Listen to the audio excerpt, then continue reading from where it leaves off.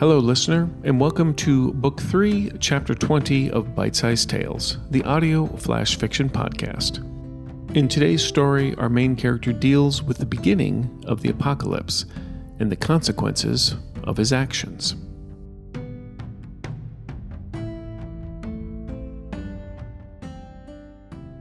The Beginning of the End. Written and read by Chris Hussey. The SUV was rolling to a stop, but Dan still white-knuckled the steering wheel. The console blinked and dinged, telling him over and over that he was out of gas and out of charge. It continued by telling him that solar recharge mode was engaging, but it would take at least 96 hours until a full charge was obtained, and 5 hours until the vehicle had an effective driving range of 3 miles.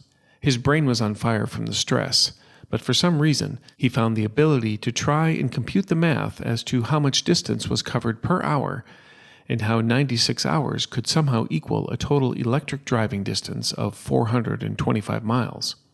He stopped trying when his brain also told him that he was still breathing shallow, and despite the SUV now in full shutdown mode and not moving, his death grip on the steering wheel continued.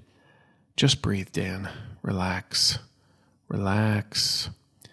Relax.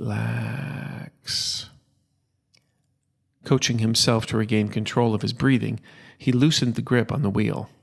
Slowly and painfully, he released each finger, the muscles and knuckles aching in protest as they went from curved to straight. Dan watched the stark white of his grip transform to a more pink and beige hue as blood returned to the region. With his hands free, Dan allowed himself a brisk shake of each to complete their relaxation, and a chance to look around. By all indications, he felt like he was in the middle of nowhere. The city was well behind him, which is exactly what he wanted. He tried to mentally reconstruct how he arrived here, but even though his body was relaxed, his mind was still in flight mode. Images of panic in the streets, screams, shouts, gunshots, a jumbled mess of quick memory flashes in no chronological order, until he reached the point where he arrived at the SUV. The memories flashed like brief clips. The woman, desperate to get in, him rushing to her, their struggle, him slamming her head into the doorframe, grabbing the key fob and driving away. From that point, everything blurred again, until Dan remembered driving and dodging through traffic, on sidewalks, and cutting across medians and through ditches, gasping when he blew through the last set of red lights heading out of town, causing another car to spin out, crashing into the stoplight pillar. Everything was blank after. Until now. Now he was here, and he had no idea what to do. The adrenaline was leaving him, and he felt his body physically start to crash, the exhaustion settling in. He wanted to sleep, but knew that was not an option. He needed to keep moving. There was no telling what was going to come out of the city, or what might be waiting for him out here, despite seeing no obvious threats.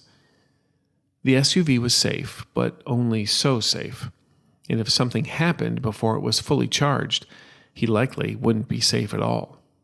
Time to beat feet, I guess. Dan reached for the door handle, then stopped. He glanced to the glove compartment, then to the row of seats behind him. The idea of supplies, anything in this stolen ride, dawned on him. In a frenzy, he started searching. While he leaned over into the cargo area of the SUV, trying to secure the lug wrench, Dan felt a rapid whoosh and heard the frightening crunch and crush as something raced by, clipping off the side mirror of the vehicle.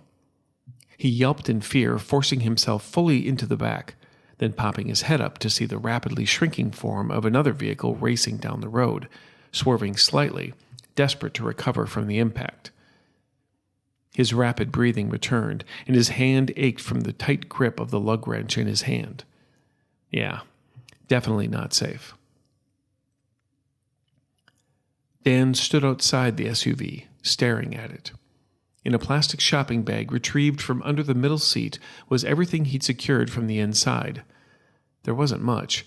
Some stale trail mix, a pile of napkins, some pens, a little over $1 in change, an empty sports drink bottle, a few random kids' meal toys, a single glove, a woman's scarf, and a Sudoku book that was half complete. And of course, the lug wrench. Where Dan found himself struggling was with what he held in his other hand, the key fob for the SUV. He knew if he took the fob with him, no one could take the vehicle. That meant he'd probably want to come back and get it, but that course of action wasn't guaranteed. If he left the key behind, someone else might come along and take it. Maybe they'd really need it. A wave of regret washed over him over how he came into possession of the SUV in the first place. He doubted he'd ever be able to make amends for that act, so maybe he could at least pay it forward. With a sigh, Dan tore a page out of the Sudoku book, grabbed a pen, and scrawled a note. He placed it and the fob on the dash of the SUV, retrieved everything he now possessed in the world, turned up the road, and started walking. In the hour Dan walked, which took him to where he now stood, he'd had time to think, to process, and to try and understand what led him here. Not so much where he actually was, but more so the collapse and panic that consumed the city.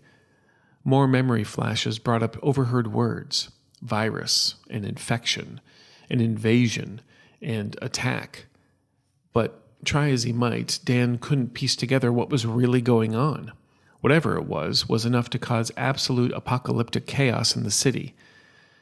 As he theorized, he started laughing at the idea of a zombie apocalypse. Maybe it was another pandemic, this time even a world-ending one. He thought that might be possible. An invasion from a foreign power or coalition? Again, might be possible, but even the cursory glance he kept on recent current events didn't indicate anything of that nature was looming. He laughed again at the idea of aliens, but then stopped short when he recalled how many low-flying fighter jets he'd seen in the last hour. Dan knew the truth would come out at some point, but right now, there was a more immediate problem. He was standing at a literal crossroads. Dan knew he was near a small rural outlying town, one of those unincorporated locations where only a few homes, usually either very dumpy or very fancy, or sometimes both, resided. On one side of the road rested a run-down auto body shop with an attached tavern called the Lamplight. On the other side, a dilapidated park, the kind drug addicts or anonymous sex hookups favored. Next to it was a dollar store, the kind that were happy to be set up in rural food deserts, supplying substandard groceries to those who couldn't make it out to a real grocery store. Dan felt his stomach rumble. Substandard groceries or not, he was hungry. Preventing him from just walking in was what was parked outside. The vehicle that clipped his SUV sat at a sloppy angle in the parking lot. Dan knew it was the right one. Not only did he recognize the ass end of this SUV, but he saw the corresponding damage to its passenger side. His debate about going in or to keep on walking volleyed back and forth for longer than it should have. Looking down at the lug wrench in his hand, Dan knew what he needed to do. Giving the wrench a reassuring shake and a tighter grip, he moved toward the doors. The power was out, and Dan almost bumped into the automatic doors, which failed to slide open. Switching to the standard doors, he entered the windowless store, where the interior was bathed in darkness only a few steps in. Dropping his supply bag, Dan hoisted his mobile device and activated the flashlight. Hooking a small shopping basket at his elbow and putting the wrench at the ready, he stepped forward cautiously. The place was a mess. Boxes, bottles, books, and other trash that people would pay $1 for littered the aisle floors. The height of the shelves made it impossible for Dan to get a good look around the store. He knew the driver had to be in here, but he suddenly realized the driver might not be alone. What if there were several people in there? What if they saw Dan come in and were just waiting until he reached a point where he couldn't escape the trap? His stomach rumbled a rebuttal to that argument as Dan reached the point where his flashlight passed over the grocery sign 2 aisles over. Knowing if they were anywhere, this is where they would be. He took a moment to listen, but his ears gave no clues. Stepping carefully and slowly, Dan raised the wrench and kept the light far enough ahead to give him a clear view. Before rounding the corner to his destination, he decided to try a different tactic. In as calm a voice as he could muster over his own nerves and fear, he spoke. "Hey, I'm just here to get some food. I only want enough for a day, maybe 2, and the rest can be yours. Can we make a deal here?" Without waiting for an answer, Dan rounded the corner and shined his light. He was immediately answered in the same manner as a similar phone light shone back in his face, forcing Dan to shield his eyes as they struggled to adjust to see. "Just stay there," a woman's voice shouted back. Dan blinked away the brightness, blocking the rest with his other hand. It allowed him to properly aim his light at the woman speaking to him. She was crouched low, 2 hand baskets packed to overflowing with groceries resting on either side of her. In her other hand, she held a large kitchen knife. Her hair and clothes were a mess, and a dried river of blood covered her forehead and split down her face.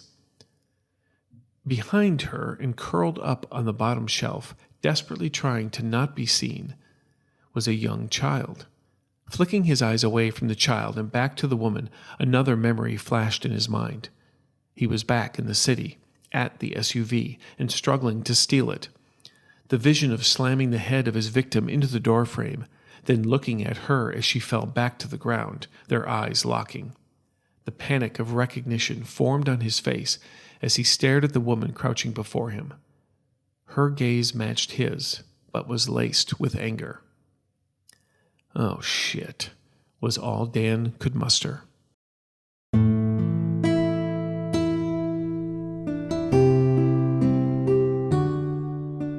Author's note. So, I've always been a bit fascinated by the idea of the beginning of an apocalypse. There's always, of course, post-apocalyptic is a great genre, but the beginning of the apocalypse and how people react and what they encounter and what they deal with has always been kind of fascinating to me. It's actually kind of a fun party question. What would be like the 5 things that you would grab if you from a big box store if an apocalypse was happening? But with this story, I wanted to explore this one character's actions and purpose and how he might try to deal with the decisions that he had to make that maybe he wasn't necessarily too proud of. And in actually talking to both Wayne and Dot in regards to the story, we've kind of come up with an interesting idea of where this story might go in the next book. So, I hope you enjoyed it, and I hope you'll get to hear a little bit more.